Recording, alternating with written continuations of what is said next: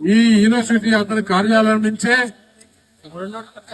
ఇక్కడి నుంచే డబ్బులు పంపిణీ గాని వైఎస్ఆర్ పార్టీ మెటీరియల్ గాని జెండాలు గాని ఇక్కడి నుంచి సర్వేలు గాని చేయడం జరిగింది.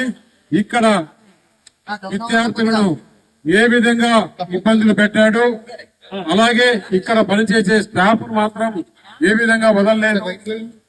చాలా మందిని రకరకాలుగా ఇబ్బందులు పెట్టి అతను ఏదో ఒక కమాండెంట్ మాదిరి, మిలిటరీ ఆఫీసర్ మాదిరి ఇక్కడ యూనివర్సిటీలో ఉండే సెక్యూరిటీ కాదని ఇతనికి ఒక సెక్యూరిటీ, ఇతను ఆఫీస్ కు చూస్తే చుట్టూ కంచె ఏ విధంగా ఉందో ఒక జైల్లో కదా బందీలు కదా పెట్టుకున్నట్లు ఎవరు అతని దగ్గర రాకుండా, విద్యార్థులు అతని సమస్యలు చెప్పుకోకుండా ఈ విధంగా పనిచ్చాడు. ఇక్కడ చాలా అవినీతి జరిగింది, చాలా రాజకీయ కార్యకలాపాలు జరిగాయి. వైఎస్ఆర్ కాంగ్రెస్ పార్టీ హామీ చేశాడు.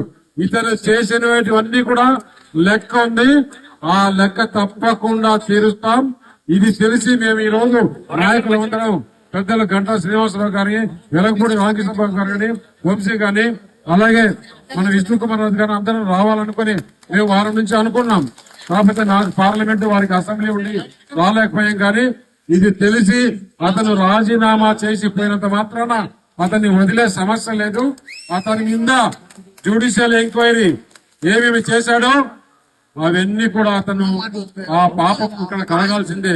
ఇక్కడ మంచి భారతదేశంలో మంచి పేరున్న యూనివర్సిటీలో ఈ రోజు ఇట్లా చేసినాడంటే ఏ యూనివర్సిటీలో కూడా ఇలా జరగకూడదనే ఉద్దేశంతో, ఎందుకంటే విశ్వవిద్యాలయాల్లో రాజకీయాలు ఉండకూడదు. ఇక్కడ ఎవరి అధికారంతో రాజశేఖర రెడ్డి విగ్రహం యూనివర్సిటీలో పెట్టచ్చా?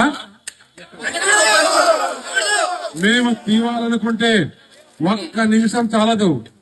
దాని ఒక పద్ధతిగానే వారు చేసినట్లుగా మేము చేయం. దాని ఒక పద్ధతిగానే విద్యార్థులు ఇక్కడ ఉండే ఉపాధ్యాయులు ప్రొఫెసుకొని కాలేజీలో పని చేయొచ్చా లేదా అనే వారి అభిప్రాయం మేరకే నిర్ణయం తీసుకుంటామని చెప్పేసి తెలియజేయండి.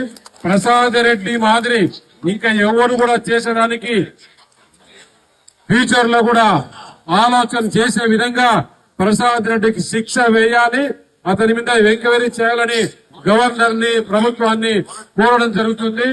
జ్యుడిషియల్ ఎంక్వైరీ వేయాలని చెప్పేసి అతన్ని ఇమ్మీడియట్ గా శిక్షించాలని చెప్పేసి మేము ప్రభుత్వాన్ని, గవర్నర్ ని కోరడం జరుగుతుంది. మేమందరం కూడా ఈ అందరం వెళ్లి గవర్నర్ ని మేము ఎంక్వైరీ చేయాలని కోరుతామని చెప్పేసి రిప్రజెంటేషన్ ఇచ్చాల్సింది చెప్పి తెలియజేస్తూ మిగతా విషయాలు పెద్దలు మాట్లాడతారు.